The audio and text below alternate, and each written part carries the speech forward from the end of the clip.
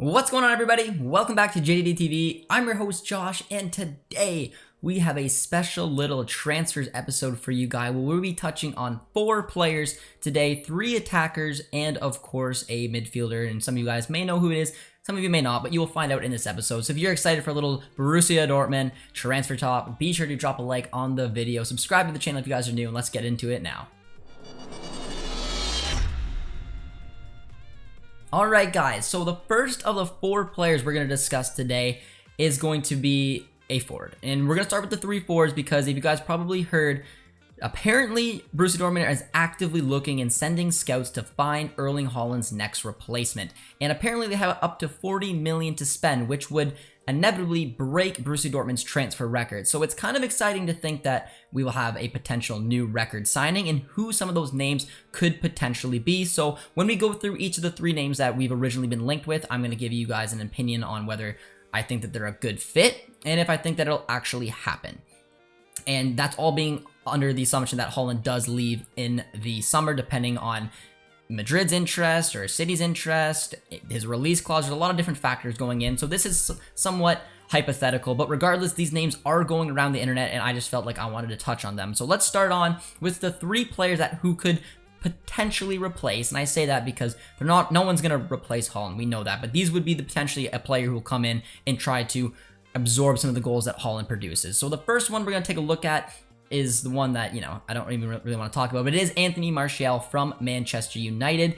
He is a player who came over from Monaco with a lot of hype. He has had a couple good seasons at United. His first one was pretty solid, as well as the season he did score 17 goals. But in my opinion, Anthony Martial isn't a player who could come to Dortmund and find the type of success I think that he'd be looking for. I do think if he came to Dortmund, he could be a useful player, whether he does even eventually move out to the wings or if he does play that striker role. And I think the Bundesliga could really adapt to him where he would be successful. But again, replacing Haaland requires like 25 plus goals. I bet you if Martial came, he could probably score between 12 and 15, which would be a big improvement on what was a pretty disappointing last season for him. And already this year, I believe he started 1 match and played in about 4. So things aren't looking too good for Anthony Martial. On top of that, he cost United a lot of money, and he will cost us a lot of money if we decide to go in it. So overall, I don't think he would be a natural fit. I think there's way better options out there over Martial, considering how much money he would cost. So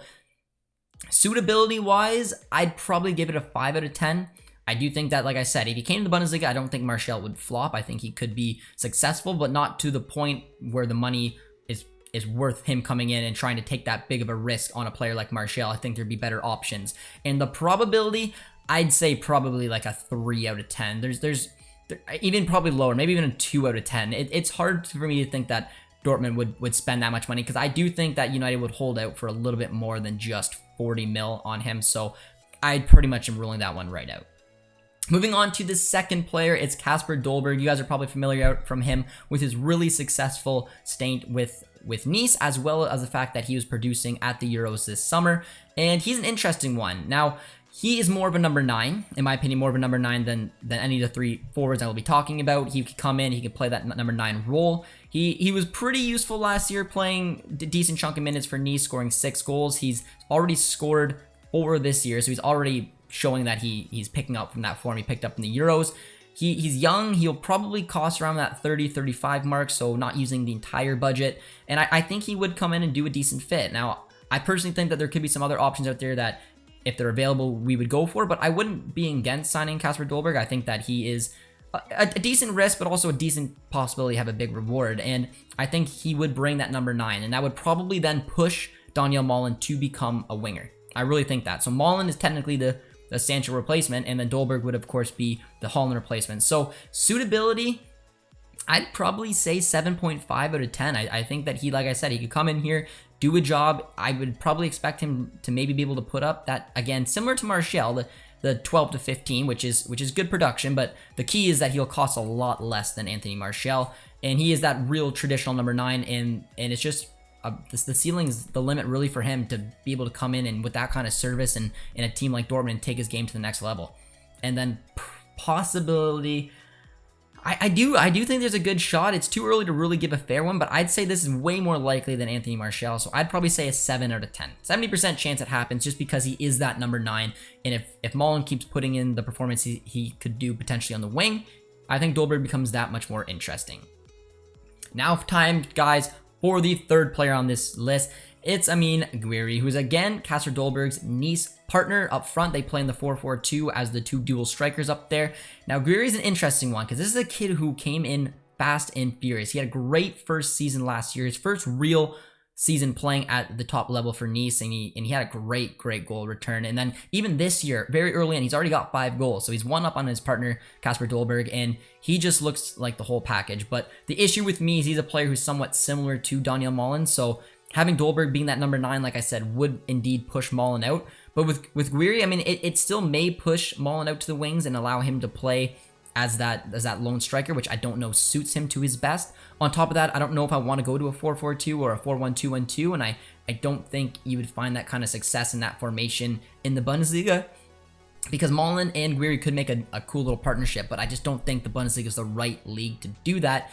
I think he's got a higher ceiling, in my opinion, than Dolberg does, and I think that he's someone who's going to catch a lot of eyes because he was a lot of fun to watch last year, and he's picking up on that this year. Lyon let a real good one go, and yeah, I mean, I would take him because I think the ceiling is really the limit for this kid, but I don't know if it's the best fit at Dortmund. I honestly think Dolberg may outdo him there. So in terms of suitability, I'd probably say 6 out of 10 because, like I said, I think he's good enough to make it happen where it could happen at Dortmund, whether it's a dual striker, if he's forced out a little wide or Malen's forced out a little wide.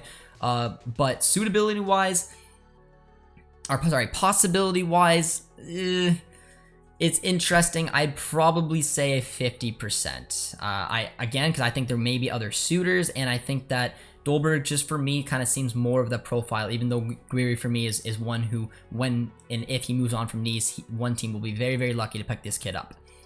But now, guys, it's time to move on to our fourth and final little discussion today, and it is Zakaria from Borussia Mönchengladbach. And I've talked about Gladbach for a while now, we're not going to raid them anymore. We're not going to do it. I mean, after Royce, Hazard, De Hood, now Marco Rosa, and I was right, we didn't raid them in the summer, and I still don't think we could go in there and raid any of their players. However, Zakaria is on an expiring contract, and the reports were just basically that he said he could see himself playing, and again, this is not the most reliable source, but it's told that Zakaria said he could see himself playing in a top Bundesliga side like Borussia Dortmund, being familiar with Marco Rosa. So if you're a Dortmund fan, man, and we've just lost Delaney, didn't have the money to really properly replace him, probably will lose Witsel in the summertime, that number 6 comes so important. And if we're going to spend potentially 40 mil on a player like Dolberg or whoever the striker may be, getting Zakaria on a free with Bundesliga experience, familiar with Marco Rosa, he's young, born in 96, it is the perfect signing. And Gladbach don't have a say in it, man. He is a free transfer. So I'm desperately hoping that this thing's got some legs to it, because it would be so important for Dortmund to have that strategic signing, that free transfer coming in and just settling right in, taking over Witzel's minutes and being a force to be reckoned with in that CDM role, and gelling probably with De Hood, another Gladbach player, and of course Bellingham. So that really got me excited, and the fact that we don't have to deal with Gladbach makes this realistic. So suitability, 9.5 out of 10. He's exactly what we need, and for the deal, I can't praise this enough. Really got me thinking, and I hope Dortmund can do what they can behind the scenes. Maybe a sneaky little Marco Rosa call, I don't know, but find a way to get this thing done, because it would be so important. And possibility, I'd probably say like a 7 out of 10, because again, not the most reliable source where this come from. I don't know, maybe he's got ambitions playing elsewhere, but something is there, and if we can get him on a free, that is a great piece of business, and maybe adding the likes of Dolberg or whoever it may be that to replace Haaland, if indeed Haaland does move on. So guys, those were the 4 players I wanted to touch on today for our little transfer episode. I hope you guys enjoyed it. Let me know in the comments below which one of the 3 forwards you're most apt to see Dortmund sign, and if you would sign Zakaria, which I'm assuming most of you guys would. I'm very curious, and throw in some other names as well. Any other names that you think Dortmund may have a chance to sign, toss them in the comments, and I'll reply back and see, you know, yeah, that's a fair one, or no, I don't see that happen. I like to get involved with you guys, and if you guys did enjoy these little Borussia Dortmund transfer episodes, be sure to drop a like on the episode one last time, subscribe to our beautiful growing community, and we'll see you guys next time. Cheers, friends.